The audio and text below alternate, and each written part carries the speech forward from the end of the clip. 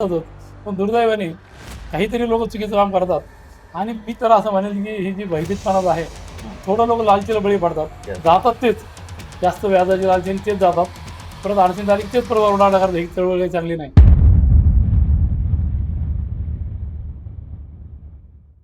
कुठेही किती काही चर्चा झाल्या तर सर्वसामान्य ग्राहक सर्वसामान्य सभासद ह्या चळवळीत खूप विश्वास आहे की त्यांना ती व्यक्ती पाहून पसंत चळवळ ही सुदैवानं व्यक्ती सापेक्ष आहे. म्हणजे समजा एखादा जर म्हणला असेल मी 13% व्याज तुम्हाला फीवर देतो आणि तुम्हाला शासनाचा नियम इतकी काय हे लोकांना माहित नाही, तर या संदर्भात तुम्ही जर थोडं स्पष्टीकरण दिलं की शासनाचे नियम या संदर्भात काय आहेत आणि जर त्याच्या पुढे जाऊन कोणी जर व्याज दर देत असेल तर ती लालच आहे हे ओळखून मग आपल्याला तिथे सावध भूमिका घेता किंवा अगदी प्रत्येक तालुका लेवलला सहकार खाता आहे.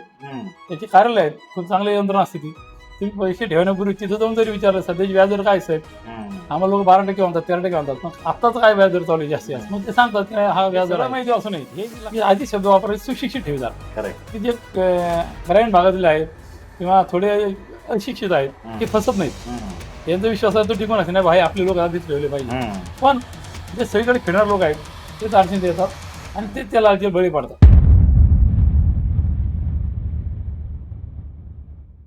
आता माझी विनंती आहे सगळ्या ठेवीदारांतरी की आपण कुठेही पैसे ठेवण्यापूर्वी त्या संस्थेची माहिती घ्याच, पण ऍक्च्युली शासनाचे व्याज दर काय आहेत याची थोडा अभ्यास करा. जसं हेल्थ चेकअप म्हणतो आपण दरवर्षी करतो तसं आपण ठेवी ठेवतो कुठेही त्याही संस्थेचं आपण हेल्थ चेकअप केलं पाहिजे. आताचा काळ असं की कर्ज याला भरायचंच नाही अशी काही लोकांची भूमिका असते आणि त्यामुळे ती पतसंस्थेचा मूळ उद्देश आहे सामान्याला मदत करणं. याला कुठेतरी आम्हाला लांब जावं लागतं. त्या संस्थेचं ब्रीदवाक्य जे आहे पेपरपेक्षा नेचर पाहणारी संस्था. आम्ही नेचर पाहतो. आता पेपर पाहणं फार गरज झालंय. तो लोकांचा पैसा आहे, आपण ट्रस्टी म्हणून नाही. पैसा लोकांचा आहे. आपल्यामुळे एखाद्याला आनंद झाला त्याचे 4 वेळा आनंद पाहून आपल्याला आनंद झाला तो परम आनंद. बँकेचं अडचण झाले ती खूप चांगल्या बँक आहेत ते कोलमडलेले आहेत. मी जिल्हा बँकेचं उदाहरण दिलं, अशा बँका कोलमडल्या आहेत. पण काय होती चर्चेने मी दुर्लक्षित माणसाची छोट्याकडे घटायची होती. मोठ्याने काही गेलं झाकलं जातं आणि छोट्याकडे पाहिलं जातं. फायनल झाले अशी वेगळ्याच त्या कंपन्या होत्या आणि लोकांनी 24% आम्ही पैसे गुंतवले, कोट्यावधी रुपये घेऊन गेले. त्यांचं काय केलं?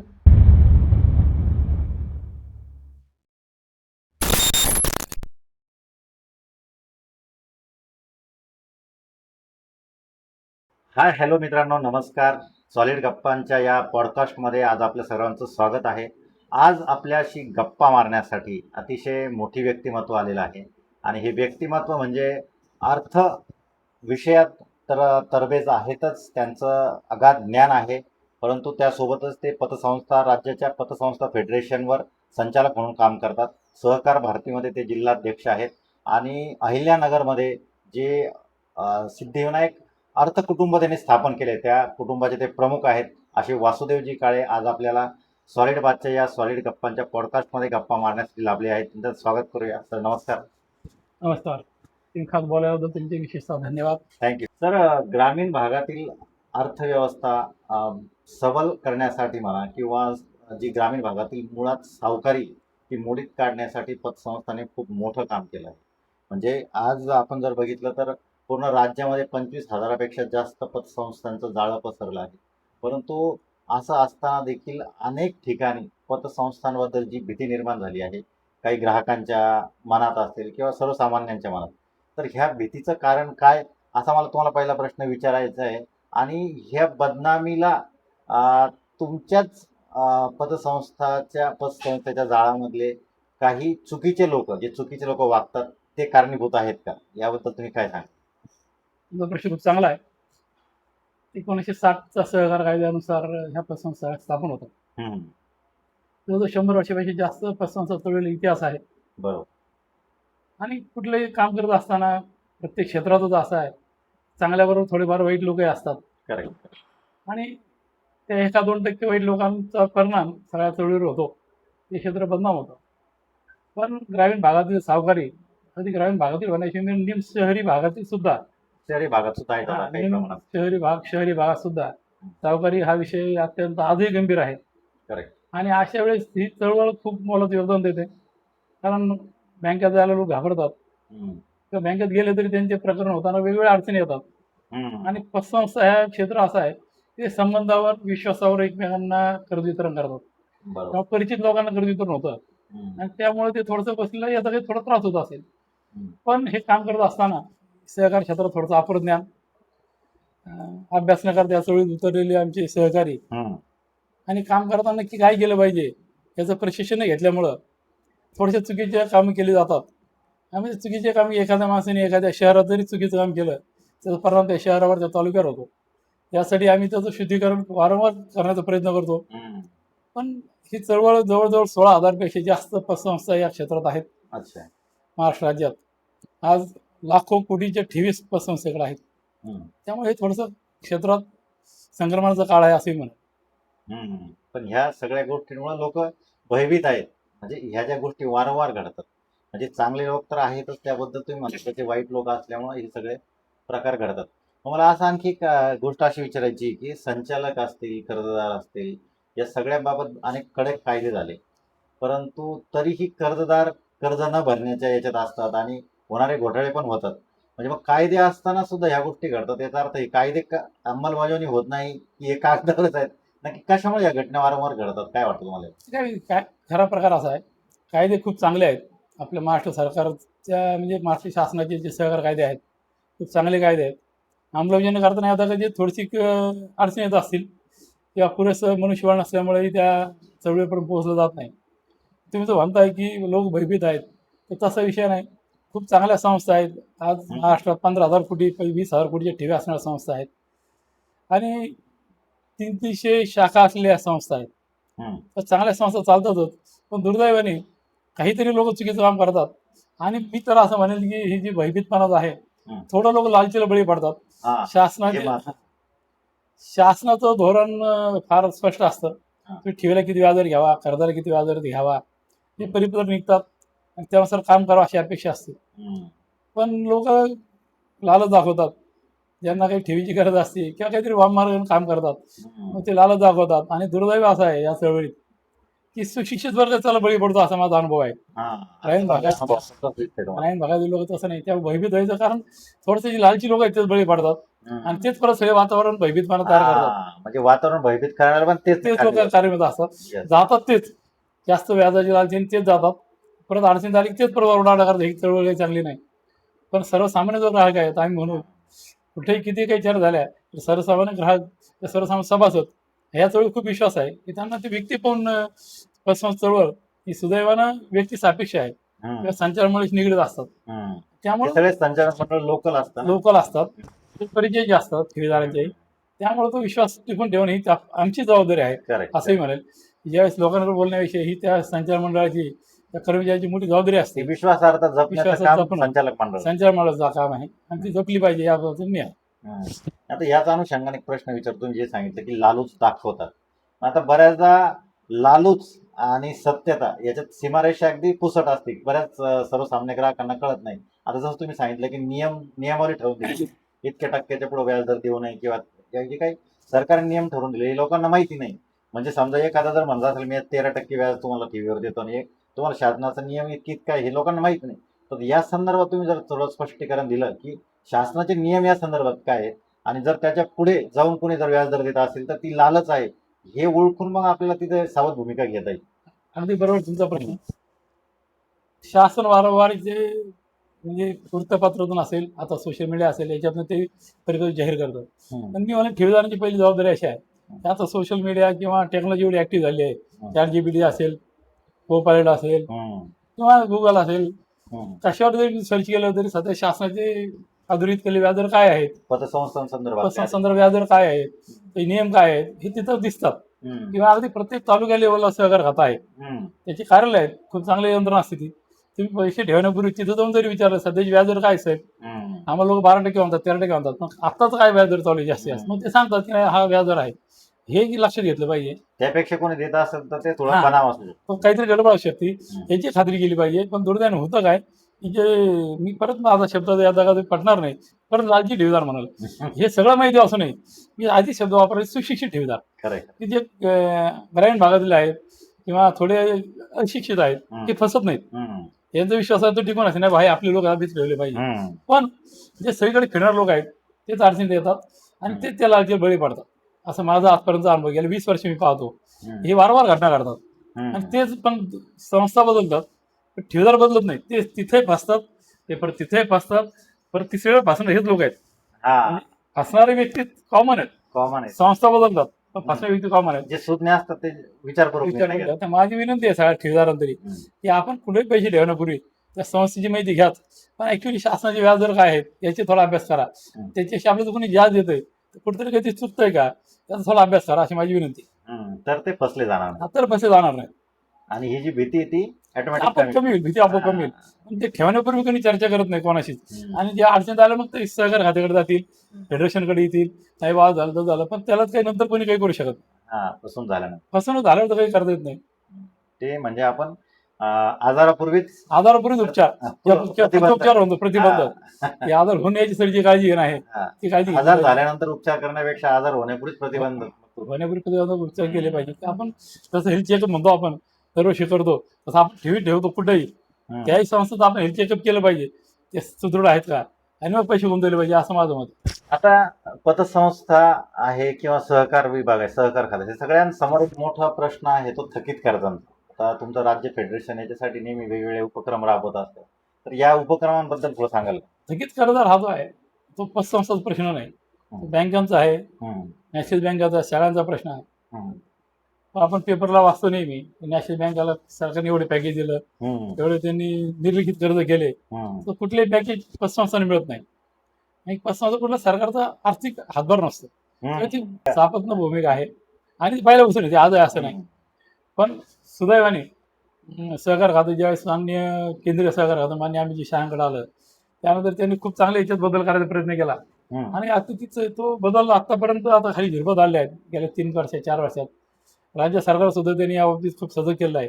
काय बदल थोडक्यात जर सांगितलं. आता त्यांनी काय केलं की डेटाबेस सेंटर म्हणून चालू केले की जे तिथं बसले त्यांना देशात किती संस्था आहे सहकार खात्यात, म्हणजे साखर कारखाने असतील, सुतगिरणे असतील, मॅस्टर असतील, दूध संघ असतील, पतसंस्था असतील, त्याचा डाटा तिथे कळतो.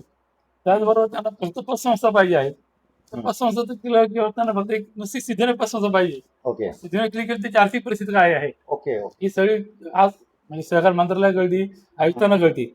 आणि त्यामुळे आयुक्त लेवलला आता खूप लक्ष ठेवून आहेत. गेल्या वर्षभरापासून सहकार खातं सगळ्या संस्थेने मागे लागलं आहे. तुम्ही जर बातमी पाहिली असेल काल 15 दिवसापूर्वी 4 दिवसापूर्वी की अजून ते नगर जिल्ह्यातील 900च्या आसपास संस्था अजून ऑनबोर्ड झालेली नाही. तर सगळ्यांना ऑनबोर्ड व्हावं अशी आग्रह आहे. त्यात ऑनबोर्ड झाले की त्याची परिस्थिती कळेल. पण पतसंस्थाने ही खात्री ठेवली पाहिजे ह्या डाटा बाहेर कळत नाही हे लक्षात. म्हणजे असं मला शंका असते बऱ्याचदा ती गोपनीयता आहे, हे फक्त त्या कार्यालयाला तुमची माहिती मिळते, ती पब्लिकला मिळत नाही. त्यामुळे असं काही वाटायचं कारण नाही की आपली सगळी माहिती ओपन होती आणि ते स्वच्छ आहे आणि व्यवस्थित आहे, त्यांच्याबद्दल काही मला शंका असेल कारण भीती बाळगतात ऑनबोर्ड येण्यासाठी. आणि त्यामुळे तुम्ही जो म्हटलाय तो एनपीएस विषय थकीत कर्जदार काय की सगळीकडे हा थकबाकीचा प्रश्न गंभीर आहे. की पूर्वीचा काळ थकबाकीचं कर्ज मागायला तरी थकीत कोणी मागायला घरी आलं, घरातले मोठे व्यक्ती अरे ते थकीत आहे तू ताबडतोब भर असं म्हणायचे. आताचा काळ असा की कर्ज याला भरायचंच नाही अशी काही लोकांची भूमिका असते. आणि त्यामुळे ती पतसंस्थेचा मूळ उद्देश आहे सामान्याला मदत करणं. याला कुठेतरी आम्हाला लांब जावं लागतं की आम्ही काय करायचं सुरुवातीला आमच्याकडे विनातारण कर्ज 1 लाख रुपयापर्यंत आहे, कारण घेता नाही बा पेपर प्लस मायनस असल्या एखादा तरी करून घ्या. आणि त्यावेळेस ते कर्ज आता आमची जास्त थकीत झाली आणि त्यावेळेस मग आता वसूल करताना अडचण यायला लागल्या की तो आता काही नियम दाखवायला लागले, काय दाखवायला लागले, वेगळ्या क्षेत्रातल्या माध्यमातून त्याचा फायदा घ्यायला लागले. त्यामुळे आता ह्याच्यावेळी ते सगळेच लोक आता सजग झालेत. प्रकरण करताना एवढं सुदृढ करतात आणि एवढं चांगलं करतात, थकबाकीचं प्रमाण इथून खूप कमी होईल. म्हणजे आता कमी झालंय नवीन प्रक्रिया सुरू केल्या, नवीन प्रक्रिया सुरू झाल्यात. आता सिव्हिल सारखे रिपोर्ट्स आहेत, सर्व पतसंस्था सिव्हिल रिपोर्ट आता जवळजवळ चेक करतात. म्हणजे सिव्हिल रिपोर्ट नॅशनल बँकेप्रमाणे नाही, हा नॅशनल बँकेप्रमाणे त्यांच्या आता मायक्रो फायनान्सचे कर्ज आहेत का, इतर बँकांचे कर्ज आहेत का, त्याची सगळी डाटा आता कळतो. त्यामुळे देण्यापूर्वी त्याची जर त्याची ओके असेल तर तुम्ही त्याला पुढे जाता येतं. पूर्वी असं पाहत नव्हतो आम्ही, माणूस पाहत होतो. आपल्या संबंधावर त्यावेळेस दिलं जायचं. आपल्या संस्थेचं ब्रीदवाक्य जे आहे पेपरपेक्षा नेचर पाहणारी संस्था, आम्ही नेचर पाहतो. आता पेपर हे पाहणं फार गरज झालंय आणि त्यामुळे ते एनपीएस प्रमाण हळूहळू नक्की कमी होईल. आणि त्यासाठी देशातला सर्वात चांगला वसुलीचा कायदा हा महाराष्ट्राचा आहे. 101चा जो आहे 101 कायदा त्या अंतर्गत खूप चांगली वसुली होती आणि ते सगळ्यांनी वापरावा असं आम्ही नेहमी आवाहन करतो. 101 दाखला घेतल्यानंतर 156च्या अंतर्गत खूप चांगली वसुली होती. जे कर्जदार भरतच नाहीत त्रास देतात यांच्यासाठी संस्थांना हा चांगला कायदा आहे. फक्त त्यासाठी संस्थेकडं त्यांच्या लेवलला त्या तालुका फेडरेशन असेल, राज्य फेडरेशन यांच्यावर वसुली अधिकारी त्यांना सक्षम पाहिजेत. अभ्यासाचं वसुली असेल वसुली 100% चांगली होती असा माझा अनुभव आहे. अच्छा अच्छा. आता या वसुलीचेच कर्जदारांना आणि वसुलीच्याच अनुषंगाने मला थोडासा प्रश्न असा विचारायचा आहे. आम्ही वारंवार बघतो समाजात की पुरुषांचं प्रमाण जे आहे ते कर्ज भरण्याच्या दृष्टीने थोडंसं त्यांचे हे असते, माघार असते. पण ज्यावेळेस तुम्ही महिलांना बचत गट असतील किंवा इतर माध्यमातून महिलांना कर्ज दिले तर त्यांचं वसुलीचं प्रमाण, महिलांकडून येणारं कर्ज वसुलीचं प्रमाण खूपच जास्त आहे. त्याचं प्रमाण जास्त आहे. खरं आहे का? म्हणजे ऐकतो आम्ही. हे अगदी बरोबर आहे. त्याला काही वेगवेगळी कारण आहेत. काय कारण आहे? की महिलांचं प्रमाण जे असते, महिला जे थोडी कर्ज घेतात त्यांची घेण्याची क्षमताही कमी असते. बचत गटाच्या माध्यमातून 10,000, 20,000, 50,000, लाख रुपयापर्यंत जास्तीत जास्त कर्ज दिली जातात. आणि मग त्यांचा फोकस त्या कर्जावर असतो की आपलं कर्ज फेडलं पाहिजे. पुरुषाच्या बाबतीत थोडंसं वेगळं मी म्हणत, त्यांना कुठे सगळ्या जबाबदाऱ्या असतात. त्या जबाबदाऱ्या पार पाडताना कर्ज फेडीचं प्रमाण थोडं दुर्लक्ष होतं कधी कधी. की घराची कुटुंबी जबाबदारी, मुलांचे शिक्षण असतील, आजारपण असतील, घरात असतील, ते सगळे भागून तो कर्ज फेडायचा प्रयत्न करतो. त्यामुळे त्याचं प्रमाण तेवढं टक्केवारी थोडीशी कमी आहे. महिलांचं प्रमाणच असं घेतलेलं कर्ज असतं, मोजचं कर्ज घेतात ते आणि ते आपल्या फेडलंच पाहिजे. आणि पहिल्यापासून आपल्या घरात आपण पाहिले, आपल्या आई, आपल्या बहिणी, आजी त्या काटकसरी असतात. त्या 10 रुपये आली घरात तरी 1 रुपये डब्यात ठेवतील. महिलांचा काटकसरी स्वभाव येतो, काटकसरी स्वभाव येतो. आणि महिलांचा दुसरा स्वभाव काटकसरी बरोबर त्यांना कोणी पैसे मागले आवडत नाही. पुरुषांना जास्त जरी पैसे मागले स्वाभिमान जरा जास्त त्या फार स्वाभिमानी असतात. त्यामुळे त्यांच्या घरी जर कोणी पैसे मागायला गेले त्यांना खूप वाईट वाटतं. आणि त्या वाईट वाटलं की त्यामध्ये आमचाच अनुभव उलटा असा आहे की आपण अशी आहे आपली संस्था पहिल्यापासून आपण कर्जदार सहकर्जदार घेतो. त्या कुटुंबातले मिसेस, आई बहीण कोणाला तरी घेतो. त्या थरथर त्यांनी घरी जाऊन सांगितलं मग त्या आई बहीण मिसेस त्यांची खूप मागं लागतात कर्ज फेडा. माझी सगळ्यांची विनंती आहे की महिलेला सहकर्जदार करून घ्यावं घरातल्या. म्हणजे तुमचा पण प्रेशर आणि परत घरातल्या महिलेचा प्रेशर याच्यामध्ये लवकर फेडतात. आणि महिलांचं खरोखर महिलांचं प्रमाण याबाबतीत नक्की चांगलं आहे की त्या खूप चांगल्या प्रकारे कर्ज फेडतात. कर्ज वसुली असेल किंवा इतर सगळ्या बाबींमध्ये तुमचं फेडरेशन तुम्हाला नेहमी सहकार्य करत असतं. परंतु पतसंस्था वाचाव्यात या बाबतीत सरकारची उदासीनता खूपच पहिल्यापासून दिसते. जसं आपला 2 मिनिटापूर्वी विषय झाला की नॅशनल बँकांना सरकारचं जितकं मदत होते तितकी पतसंस्थांना होत नाही. मग ह्या उदासीनतेबद्दल, सरकारच्या ह्या वेगवेगळ्या गोष्टींबाबत जी उदासीनता आहे पतसंस्थांच्या बाबतीत, त्याबद्दल तुम्ही काय सांगाल? हा उदासीनता हा विषय सरकारची भूमिका ही सुरुवातीपासून पतसंस्था बाबतीत अशी फारशी सकारात्मक राहिलेली नाही. पण मी जसं मगाशी सांगितलं केंद्रीय सरकार खातं झाल्यानंतर की राज्याची भूमिका बदलत चाललेली आहे. तेही वारंवार चर्चेला बोलावतात, प्रश्न समजून घेतात.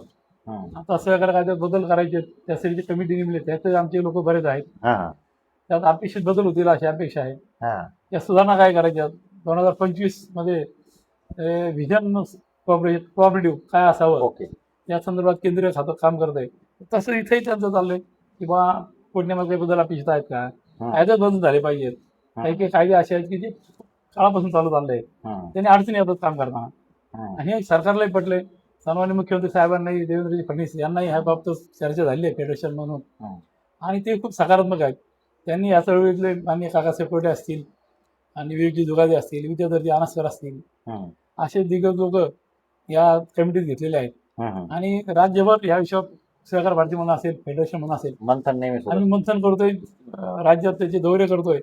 आणि ठिकठिकाणी जाऊन तुम्हाला काय अपेक्षित आहेत ते सगळ्या चळवळीतल्या लोकांकडनं माहिती घेणं चालू आहे. आणि त्यांच्याकडनं ते बदल अपेक्षित आहेत, ते बदल अपेक्षित सरकारपर्यंत जाऊ देऊन मला नक्की खात्री आहे की पुढील 1-2 वर्षात खूप चांगले बदल होतील. जसे यावर्षी सरकारने पोटनियम बदलले, नवीनच मागच्या वर्षी पोटनियम बदलले, तर खूप चांगले बदल झालेत. पूर्वीचे पोटनियम आणि आताचे पोटनियम खूप बदल आहेत. जर बारीक अभ्यास केला त्या पतसंस्थेच्या बाबतीत खूप सुदृढ आहे. आता कर्जदार आता सभासदचे त्रास द्यायचे प्रमाण आपोआप कमी होईल. सरकार खूप या बाबतीत आता सकारात्मक झालंय अशी मला तरी आता एवढं जाणवलं. म्हणजे ती जी पूर्वीची अनास्था आता कमी होते, अनास्था नक्की कमी होते. सकारात्मक भूमिकेत आहे. आता आम्ही त्यात जास्त चांगलं काम करणं गरजेचं आहे की याबद्दल लोकांचा विश्वास टिकवणं ही मोठी जबाबदारी आमची आहे. आता अनेकदा ब्लॅक मनी व्हाईट केला जातो किंवा संचालकच ठेवींचे पैसे वापरतात किंवा व्याजदरावर अतिरिक्त व्याजदर वापरलं जातं, असे आरोप पतसंस्थांवर नेहमी केले जातात. मग हे आरोप नक्की का होतात? याच्यात सहकार खात्याचं दुर्लक्ष आहे की तुमच्यातीलच काही लोक याला कारणीभूत आहे? याबाबत तुम्हाला काय वाटतं? हा आरोप आहे. त्यात आरोपात काही तथ्य असेल मी नाही म्हणणार नाही. मनलेनी ऍक्ट आला आहे आणि त्याबाबतीत आम्हाला गेली किती वर्ष सहकार खातं सजग करत आहे की 144 कलम लागू केलं आणि त्यात स्पष्ट उल्लेख केलेले आहेत. त्यानंतर वारंवार याबद्दल मंथन होतं आणि हे का होतं विदाऊट KYC तुम्ही त्याचं अकाउंट ओपन करू नये अशी भूमिका आहे आणि कायदा पण आहे. पण बऱ्याचदा परत मी सांगतो की या चळवळीत कामगार लोकांचं अज्ञान, आपल्याला नक्की काय करायचंय आणि काय केल्यामुळे काय होणार आहे याचा अंदाज नसतो. चुकीचं काम केलं की आता क्षणिक दिसतोय त्या मनी लँडिंग तुम्ही जसं म्हणताय की तो पैसा अवैध मार्गाने येतोय का आपल्याकडं आणि आपण तो प्लॅटफॉर्म म्हणून वापरला जातोय का आपला. आपण फक्त प्लॅटफॉर्म असेल तर त्याची जबाबदारी आपली आहे. त्यामुळे असे लोकांचे पैसे घ्यायचे का घेऊ नये. आपल्याकडे एक नॉट सिंगल अकाउंट आजपर्यंत कधी मनी लँडिंग आपण त्याचं कामच केलेलं लोक येतात नाही असं नाही ते आमचे तो ब्लॅक म्हणणार नाही मी अनअकाउंटेबल मनी म्हणेल की त्याची पुढे त्याच्यावर नोंद नाही नोंद नसेल पैसा त्यानंतर आम्ही ठेवू आम्हाला काही दिवस काढून घेऊ त्यामुळे असं आम्ही करत नाही. त्यामुळे या बाबतीत जे करतात त्यांना तो क्षणिक ठेव आल्याचं समाधान मिळते. पण तुमच्या संस्था चालकांची पण लालूचच झाली ती लालची लोकांमुळे झाली. त्याचा मटेरियल कमी देऊ आपल्याला पण जर आपलं काही रक्कम ठेवतंय तेवढं आपलं पोर्टफोलिओ वाढेल पण तो त्या स्पीडने ठेवतो त्या स्पीडने घेऊन जातो मग त्यावेळेस संस्था अर्धी देते. आणि एखाद्याने 1 कोटी रुपये 2 कोटी रुपये तुमच्या ठेवले आणि तो परत त्याला गरज लागले तू मागायला येतो त्यावेळेस तुमच्याकडे पैसे वाढून बसले असतात. त्यामुळे ते थोडंसं सजगतेने काम केलं पाहिजे. पहिला प्रश्न तसं तुम्ही म्हणलाय की संचालक ठेवीच्या संदर्भात तुम्ही म्हणले बऱ्याच ठिकाणी असे आरोप होतात की संचालकच पैसे वापरतात असं प्रमाण खूप अत्यल्प आहे बरं का. पण आता काही घटना घडतात आणि घडलेल्या घटना ते लक्षातही येतं त्यामुळे तो त्या खात्याने अभ्यासाचा विषय सगळ्या खात्याने त्याबद्दल आपण बोलणं काही सहित ठरणार नाही. पण हे 200% चुकीचं आहे 100% नाही 200% चुकीचं आहे असं तर काही होत असेल ते चुकीचं आहे. आणि व्याजाबाबतीत म्हणाल तर अतिरिक्त व्याज देऊ नये मी आधी सांगितलं व्याजाबद्दल हे पक्का आहे. आता जर तुम्ही तर नियमित असणे कोणतरी जर चुकीचं काम करत असेल तर कुणीच आणि कुठंच बंधन घालू शकत नाही. कुठल्याही क्षेत्रात जा तुम्ही आपल्याला कुठल्या रस्त्याने जायचे माहिती आणि गुगल आपल्याला शॉर्टकट दाखवतो आणि शॉर्टकट दाखवतो तो रस्ता चांगला आहे का वाईट सांगत नाही शॉर्टकट दाखवतो. पुढे गेला आपला लक्षात की हा रस्ता खूप खराब आहे जायला वेळ लागतोय तो आधी वरून शॉर्टकट दिसतो तसा हा प्रकार आहे. थोडा शॉर्टकट दिसतो पण नंतर त्याचे परिणाम भोगावे लागतात. आता कुठल्या पण क्षेत्रात शॉर्टकट चांगला नाही. जो राजमार्ग आहे तो वापरावा या मात्र तुम्ही पहिल्यापासून आहे. राजमार्ग गेले धोके कमी होतात त्रास होईल असं नाही की त्रास आहे का आहे. कुठले सामाजिक काम करताना 100% त्रास आहे. लोकांच्या पाहण्याचा दृष्टिकोन तुमच्या वेगळा असतो लोकांच्या तुमच्या अपेक्षा वेगळ्या असतात सगळ्यांच्या अपेक्षा आपण पुऱ्या करू शकत नाही. त्यामुळे आरोप होत राहणार. चांगलं काम करणाऱ्या लोकांनी त्याला सामोरं जावं आणि वाईट काम करणाऱ्या लोकांनी सुधारावं असं काही आपल्याला चुका होणार नाही याची काळजी घ्यावी. तो लोकांचा पैसा आहे आपण ट्रस्टी म्हणून आहे पैसा लोकांचा आहे. हे खूप मोठं वाक्य वापरतो आपण ट्रस्टी म्हणून आहे आपण फक्त मध्यस्थ आहे माध्यम आहे. याचे पैसे घ्यायचे त्यांना द्यायचे तो आपल्या भरोश्यावर पैसे ठेवतो आणि आपण आपल्या भरोश्यात त्याला देतो. आपली जबाबदारी डबल वाढते याची आपल्यावर विश्वास आहे. याचे पैसे आपण द्यायला परत द्यायचे देणारा कोण आहे ते आपली खूप मोठी शाळेच्या जबाबदारी. त्यामुळं खूप काळजीपूर्वक यात काम केलं पाहिजे असं नाही त्यांना जरी सगळ्यांना जरी विनंती आहे. आणि असं काही इथून पुढे प्रमाण कमी होईल अशी नक्की खात्री आहे कारण लोक सुधारत आहेत. करेक्ट. पण तरी ह्या घटना घडतातच. मला असं तुम्हाला तुम्ही आज फेडरेशनचे एक संचालक आहात आणि सहकार भारतीवर पण काम करतात. एक लोकांच्या अवेअरनेससाठी मला तुम्हाला असं म्हणजे विनंती आहे की जर समजा एखाद्याला अशी शंका आली पुसटची की इथे अशी गडबड होते किंवा काय सर्वसामान्यांना माहिती नाही नक्की कुठे जायचं काय तक्रार करायची कोणाकडे या संदर्भात लोकांना थोडं मार्गदर्शन कराल की नक्की लोकांनी काय पाऊल उचललं पाहिजे असं जर शंका आली काय तर म्हणजे नंतर मोठी घटना घडण्यापूर्वीच हे बाबतीत आम्ही म्हणजे फेडरेशन म्हणून किंवा सहकार भारती म्हणून आम्हाला शंका आली आम्हाला आधी कळतं की आधी काही शंका आली आम्ही त्या संस्था चालक जाऊन भेटतो त्याची माहिती स्वतःच हो आम्ही पण जातो आम्ही जातो त्यांना भेटतो आणि जर आमचं त्यांनी ऐकलं नाही आम्ही सहकार आम्ही सुद्धा कळवतो. अच्छा म्हणजे जसं मी आता सांगितलं तसं आम्ही ते किती वेळ केलं आहे. कोणीतरी 12 ठेवी आजार लावला ओके आणि आम्हाला त्याचं कोणी फोटो पाठवलं हे असं आम्ही नाही सहकार हाताला कळवतो काय मी जर चुकीचं झालं तुम्ही लक्ष आलं लगेच म्हणजे आम्ही त्याबद्दल आम्ही पण दक्ष असतो की आमच्यापर्यंत कोणी आलं लोकांनी तुमच्यापर्यंत जरी तक्रार झाली तुम्ही ती सहकार खात्यापर्यंत पोहोचू शकता. आमच्यापर्यंत तक्रार आल्या तरी आम्ही त्या सहकार खात्यावर सहकार खात्यावर पोहोचण्यापूर्वी आम्ही त्या संस्था चालकांना भेटतो. शिवाय त्यांना सांगतो तुम्ही चुकीचं करताय असं करू नका संस्था टिकल्या पाहिजे तरी ते सुधारले नाही तर मग सहकार खात्यापर्यंत आम्ही त्या पोहोचायची काळजी घेतो आणि सहकार खाते फार तातडीने त्याच्यावर लक्ष घालून करतात. पण काय होतं की बऱ्याचदा लोक स्वार्थासाठी सांगत नाही किंवा काहीतरी आपल्याला व्याज मिळतं काही होतोय पण सांगत नाही. फक्त जे जसं आपण म्हणतो की आपल्या इथं जर एखादं हातावर एखादी फुटकुळी किंवा बेंड आलं हम्म. तर ते बेंड आल्यानंतर दिसतं. हा पण मी म्हणतो आधीची बेंड याची प्रक्रिया आधी बरेच दिवस झाली असते. खालचा जवळजवळ एक इंचाचा परिसर पोखरला असतो हा आणि त्या वेदना होतात मग पेंट येतं. आधी सलाईन लागतात. आपलं बेंड आल्यावर दिसतं तोपर्यंत परत खाली पोखरला असतं. हम्म. तर तशी परिस्थिती आहे. थोडंसं लोकांनी लक्ष ठेवलं आणि तर चुकीचं होतं असं जाणवलं त्याने लगेच वेळी स्वतःही लक्ष घालावं. हम्म. त्या त्या भागात सहकार प्रत्येक तालुक्याला मी सांगेल सहाय्यक निबंधक कार्यालय आहे हम्म. त्यांच्याबरोबर आपल्या भूमिका आपले अर्ज दिले ते लगेच लक्ष घालतात हम्म. आणि खूप चांगलं काम करतात त्या संदर्भात. लोकांनी काळजी न करता डायरेक्ट लगेच तक्रार करावी किंवा शहानिशा करण्यासाठी प्रयत्न करावे. शहानिशा करायचा प्रयत्न करा. हम्म. तक्रारीपेक्षा संवादातून मार्ग निघो. हा बरोबर आहे. कारण तुमचे पैसे अडकलेले हा. असतात. पैसे वाढले हा. असतात तक्रारीतनं काही निष्पन्न होणार नाही. संवादातून मार्ग निघतो आणि त्या संवाद जो होतो त्यावेळी जुनीकडनं पण नक्की सकारात्मक प्रसिद्धी होतो असा आजपर्यंत आणि अनुभव आहे. तुमच्यासारखे पदाधिकारी समजा श्रीरामपूर अहिल्यानगर लेवलला आहेत यांची मदत घेऊन याच्यात तोडगा काढला जाऊ शकतो. हा, म्हणजे डायरेक्टच इतके मोठं पाऊल उचलून हो. सगळ्यांना बायकीच्यांना भयभीत करण्यापेक्षा. सगळ्या भयभीत करण्याच्या आणि आम्ही खूप वेळा प्रयत्न केला आहे. हम्म. आता तसं नावं सांगणे संयुक्त ठरत नाही. हम्म. तालुका असेल जिल्हा लेवल असेल जिथे जिथं कधी काही अडचणी आल्या आम्हाला शंका आली त्यावेळी आम्ही खूप प्रयत्न केला आहे. मध्यस्थी केली माणूस संचामध्ये मिटिंग घेतो हम्म. त्या संदर्भात सहकार खातं खूप वेळा त्यात हस्तक्षेप करतो हम्म. आणि पर्याय काढायचा प्रयत्न करतो आणि असे कुठे पर्याय निघालेले पण आहेत. हम्म. संस्था त्या वाचल्या आहेत. दोघांचे पैसे सुरक्षित राहिले आहेत. हम्म. फक्त ते त्यांची पैसे जे आहेत त्या संस्थेने योग्य ठिकाणी गुंतवलेले पाहिजेत. हम्म. ती तो ह्याचा नियम काय असतो तो जरा सांगाल का? म्हणजे पतसंस्थांना कसे नियम ठरवून दिलेले आपल्याकडे आलेली रक्कम किती टक्के गुंतवावी किती टक्के कर्ज वितरण करावं या संदर्भात जरा आणखी लोकांना माहिती होऊन जाईल. चांगला प्रश्न आहे तुमचा. हा ॲक्च्युली अर्थशास्त्रात नियमच आहे बँकिंगला आहे 2-5% प्लस मायनस पतसंस्था मर्स्टेट हम्म. त्या बँकांना आहे. पण आज तरी पतसंस्थेच्या बाबतीत साधारण 70% 100 रुपये तुमच्याकडे आले हम्म. 70 रुपये तुम्ही कर्ज वाढू शकता. ओके. त्यातली 1% कमीत कमी रक्कम म्हणजे तात्काळ लोकांना द्यायसाठी लागते. हम्म. तर आम्ही त्याला म्हणतो की ती 15 दिवसाच्या याचं गुंतवली पाहिजे हम्म. आणि साधारण 25% जी रक्कम आहे हम्म. ती तुम्ही गुंतवणूक करा विविध बँकामध्ये. ओके. असे 24% घेतात आणि 4% तुम्हाला इतर भांडवलात इतरचे तुमचे पैसे लागतात. म्हणजे साधारण 70% पर्यंत तुम्ही आणि कर्ज आदर्श रेशो आहे. हम्म. 70% पुढे जर तुम्ही कर्ज वाढप असेल सहकार खाते तुम्हाला मार्क देत नाही. ऑडिटमध्ये तुमचे मार्क कमी होतात. हम्म. तो रेशो 65 ते 70% आहे. हम्म. या तुम्ही 65-70% मध्ये तुमचे सक्षम संस्था आहेत तुमची गुंतवणूक चांगली आहे हम्म. हे पाहिलं जातं आणि गुंतवणूक करताना त्यांनी चांगली प्रकारे गुंतवणूक करावी अशी ती अपेक्षा असते. हम्म. त्याच्या पुढे गेलं तर कदाचित मग फसण्याची शक्यता हो सांगता येते. काय होतं की पहा कर्ज वितरणाचं चांगलं व्याज मिळतं या लालचीने आमचे काही लोक 80-85-90% कर्ज करतात ते हम्म. करण्याचं दुमत नाही ते परत रिकवर होईल का हम्म. मार्चपर्यंत खात्री नसते तर मग रेशो गडबडतो. आपल्या 70%ला मार्क आहे तो जो 75% झाला तुमचा लगेच गुन्हा उतरतो हम्म. संस्था तुम मध्ये येते परत लोकांची चर्चा होती. त्यामुळे याच्यावर काम करताना जे नियम निकष घालून दिले हम्म. तेच मी सांगेन गुंतवणूक करता सुद्धा आम्हाला सहकारी बँका किंवा सातत्याने 3 वर्ष ज्यांना ऑडिट वर्ग आहे हम्म.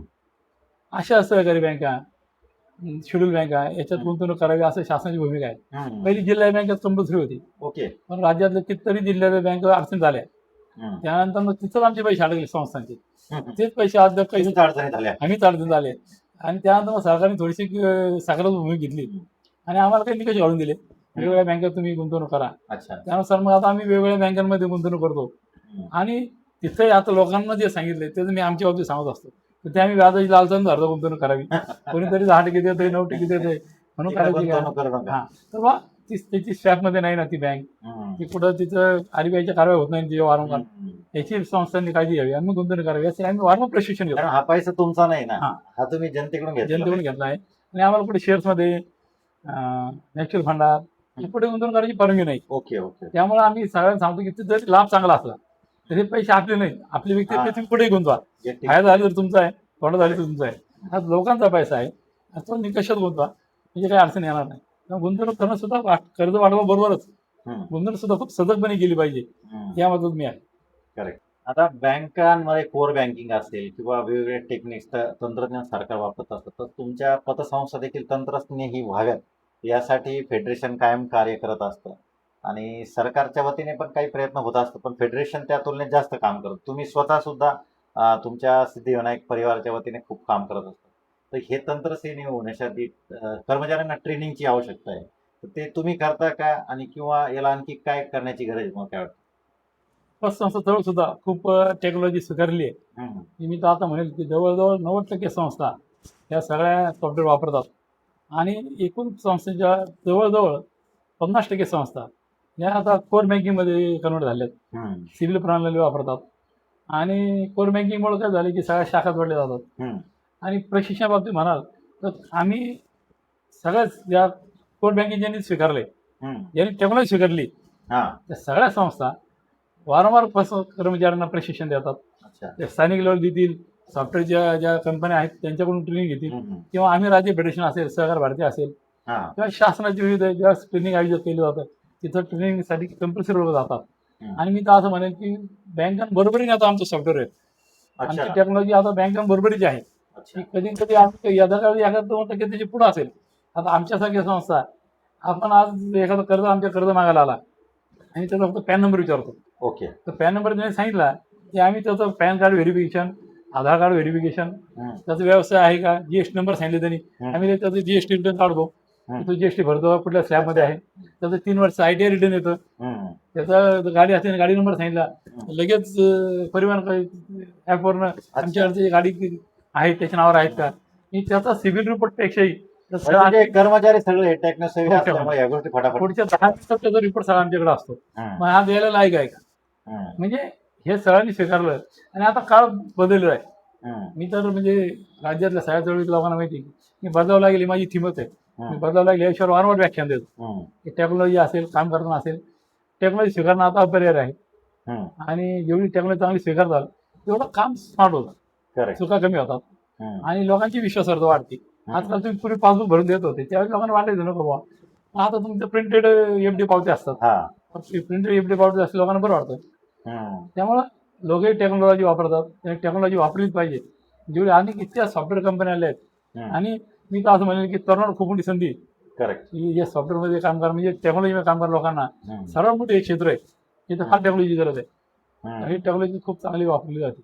हम्म. तुम्हाला म्हणजे लोकांची विश्वासार्हता तर वाढतेच, आणि तुमचं काम स्मार्ट आमचं काम स्मार्ट होतं त्याच्यामुळे आणि ते चुकाही लक्षात येतात. स्वतःला. थर्ड पार्टीकडनं चुका होतात, आमच्या सिस्टीम चेक होती, हम्म, त्यामुळे चुका झाल्या कर्मचाऱ्याकडनं. कारण आमच्याकडचे कर्मचारी काही असे काही लगेच असे तयार होत नाहीत, वेळ लागतो. म्हणजे प्रायव्हेट बँकिंग असेल, प्रायव्हेट बँकिंगमध्ये त्यांना त्यांचे ट्रेनिंगचे सिस्टम वेगळे आहेत, त्यांची पगार देण्याची क्षमता वेगळी आहे. हम्म, जर दुर्दैवाने पसंत पगार देण्याची क्षमता तुलनेने कमी आहे, हम्म, मग तो वर्ग येणारा थोडासा जरा नाराज असतो की हम्म. त्याला जास्त चांगले पगार दुसरीकडे मिळतात. हा. त्यामुळे मग आम्हाला त्यांना पगार चांगला द्यावा लागते. म्हणजे संख्यात्मक वाढ करण्यापेक्षा गुणात्मक वाढ करणारे कर्मचारी घेऊन हम्म. टेक्नॉलॉजी वापरली तर कर्मचारी खुश राहतील, संस्थेला खूप चांगला फायदा आहे. आणि एकूणच सहकार सहकार आपल्याला हो. त्याचं चांगलं आणि होतं. त्यांनाही ते दिसतं हम्म, सगळं, हम्म. त्यांनाही सगळं अपडेट दिसतात. त्यामुळे फेडरेशन असेल किंवा तुमचं सिद्धिविनायक परिवार असेल, तुम्ही कर्ज वितरण असेल किंवा बँकिंग याच्या व्यतिरिक्त अनेक सामाजिक उपक्रम नेहमी राबवत असतात. त्याबद्दल थोडी जरा माहिती, जसं तुम्ही आता महिला दिनानिमित्त एक छान उपक्रम राबवले आम्हाला कळालं. जरा आपण म्हणजे पतसंस्थेचा मूळ उद्देश सहकार तत्वाला अनुसरून सामाजिक उपक्रम नफा कमवण्यासाठी संस्था नाही. हम्म, हे प्रायव्हेट बँकिंग हे नफा कमवण्यासाठीच आहे. हम्म, त्या उद्देशच नफा कमावणं आहे. आम्हाला नफा कमावला होता, कमवत लावतो, कारण कर्मचारी आहे, डिव्हिडंड द्यायचे, खर्च भागायचे, तर त्या नफा कमवण्याचा त्याला ऑप्शन नाही. त्याला ऑप्शन नाही, हा व्यवसाय आहे. पण त्यातनं सामाजिक जबाबदारी आहे. आम्ही देणं समाज म्हणून उपक्रम चालू केला आहे. हम्म, किंवा एकल महिला असतील हम्म, त्यांना काही करता येईल का. आम्ही आई महिला उद्योग निर्मिती केंद्र म्हणून चालू केलं आहे. ते महिलांचे स्टार्टअप आहेत, त्याला काही मदत करता येईल का. राज्य फेडरेशन असेल किंवा राज्यातल्या विविध संस्था आहेत, हम्म, आता त्या बदलल्यात. त्या सामाजिक उपक्रमात प्राधान्य देतात हम्म, की कुठं आरोग्य शिबिर घेतील, कुठं काही शाळा दत्तक घेतात, हम्म, कुठं ज्या महिलांना गरज आहे हम्म, ते केले जातात, पण हॉस्पिटलची मदत केली जाते. हम्म, सहकारी तत्व हॉस्पिटल चालू झालेत. हम्म. म्हणजे सामाजिक उपक्रमात आता ही चळवळ, जसं प्रायव्हेट बँक तुम्ही बघा की आम्ही नुसतं कर्ज देत नाही, आम्ही संधी देतो. हम्म, आम्ही लोकांना संधी देतो की बदलायची, बरोबर. त्यांना सक्षम आणखी. इतर बँकेत तुम्हाला कर्ज देऊन ते मोकळे होतात, ते परत बघत नाही, फक्त हप्ताने आले की तुमच्या मागे लागतात. हा. तसं आमचा नाही, आम्ही तुम्हाला फॉलो घेतो, तुमच्या गरजा काय, तुमची काही गरज आहे का, तुमचं मदतीचा हात देतो. आपण तर स्वतःची काळजी घेतो की तुम्ही उद्योजक व्हा, त्यासाठी लागणार टेक्नॉलॉजीपासून हम्म, फंडिंग, मार्केटिंग, ब्रँडिंग काय लागेल हम्म, ते आपण आपल्या बाजू लोकांना उपलब्ध करून देतो. त्यामुळे लोकांची विश्वासार्हता वाढते. आणि म्हणून सामाजिक उपक्रम केले की लोक जोडले जातात, लोकांची विश्वासार्हता वाढते. की फक्त ठेवी घेणं आणि कर्ज देणं, हे व्याज देणं आणि कर्जानं व्याज घेणं, याच्या बाहेर जाऊन जर आपण काम केलं तर समाजाची विश्वासार्हता वाढते. आणि तो माझा स्वतः व्यक्ती खूप चांगला अनुभव आहे. जसं मी आता महिलांचा उल्लेख केला, आपण आज ह्या महिला दिनाला 51 अशा महिलांना सत्कार केला होता.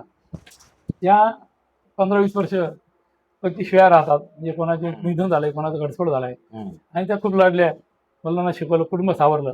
त्यांना कुठली आर्थिक त्यांची पेन्शन नाही, काही नाही, अशा महिला घेतलेल्या. म्हणजे खूप महिला आहेत, पण आम्ही अशा महिला निवडल्या होत्या ज्यांनी खूप खरोखर लढल्यात.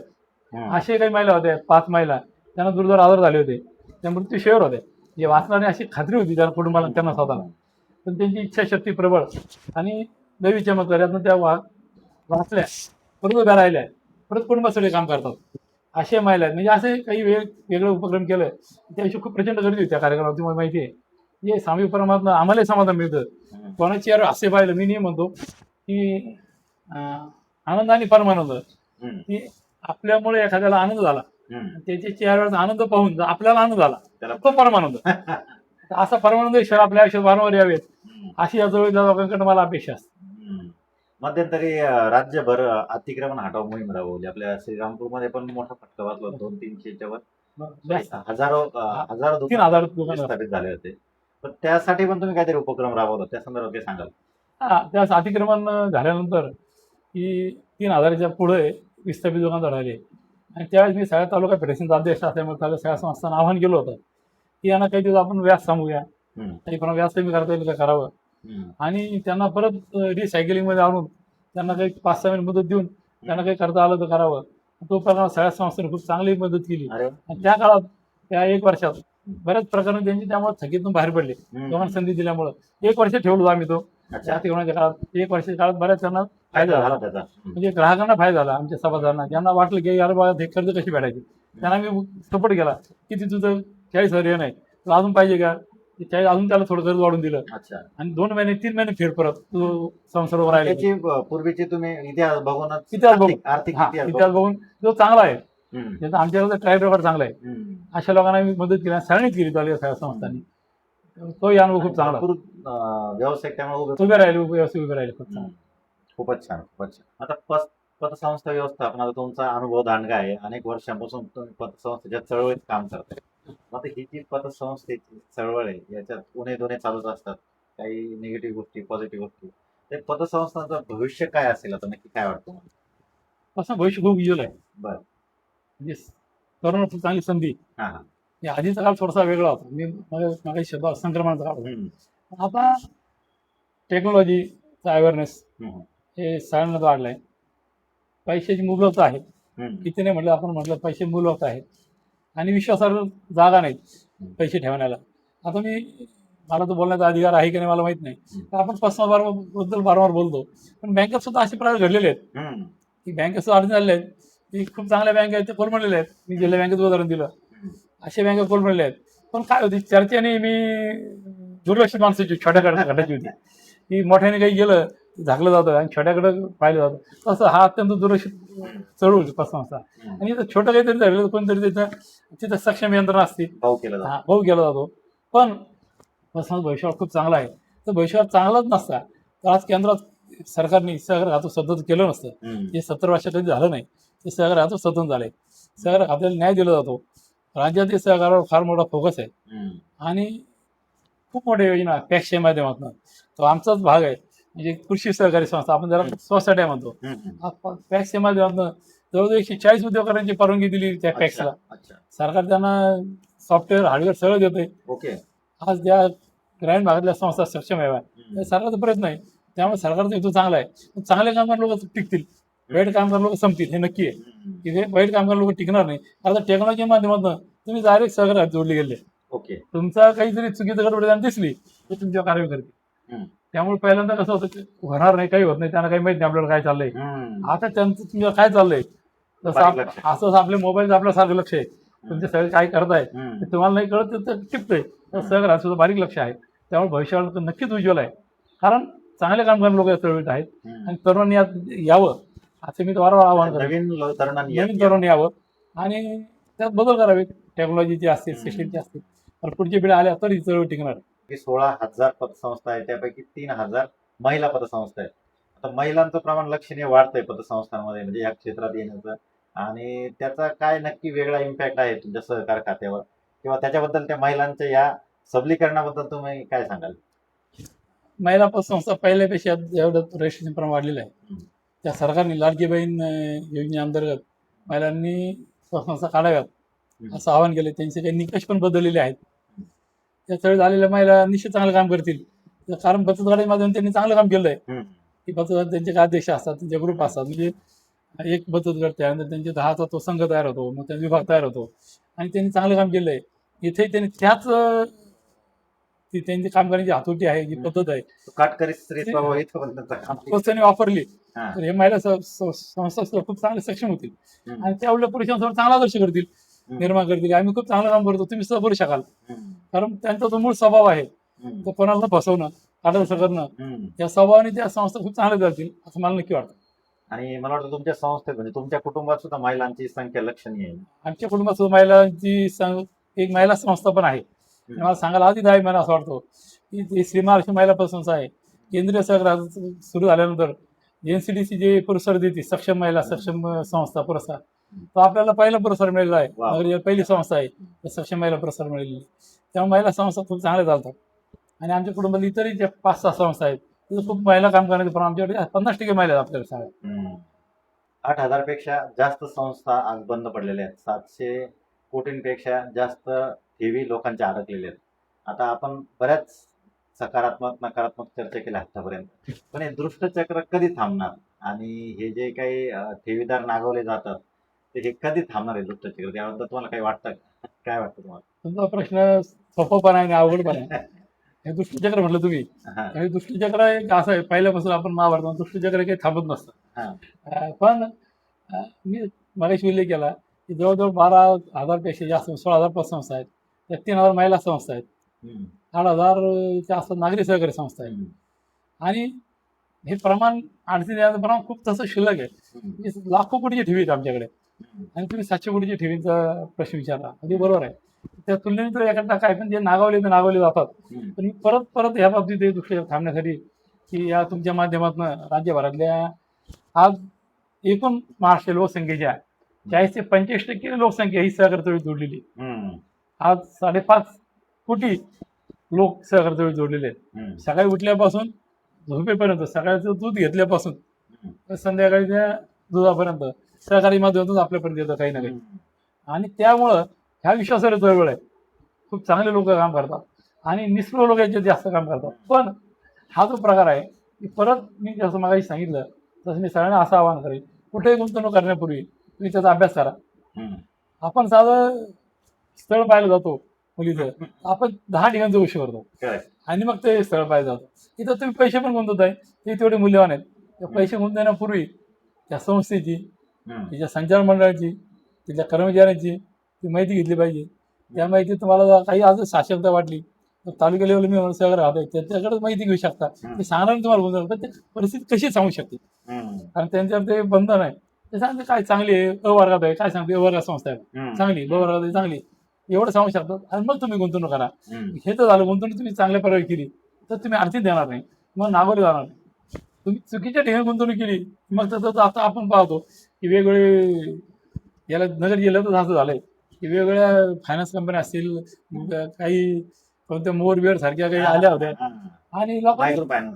लोकांनी मायक्रो फायनान्स आणि अशी वेगळ्याच त्या कंपन्या होत्या, हा. आणि लोकांनी 24% 36 आमिषांनी पैसे गुंतवले, हम्म. कोट्यावधी रुपये घेऊन गेले. त्यांचं काय केलं, आणि आपण नेऊन दिले पैसे तर हम्म. इथं, म्हणजे ते काही तुमच्या पण सांगितलं होतं, पण तुम्ही लालचीने आपण नेऊन दिले. आणि मग अशा वेळेस आपण नंतर परत नागवलं गेलो असं म्हणतो. पण नागवलं जाण्यापूर्वीच आपण जर ते अभ्यासपूर्वक माहिती घेऊन गुंतवणूक केली. गुंतवणूक केली तर नावाचं प्रमाण कमी होईल.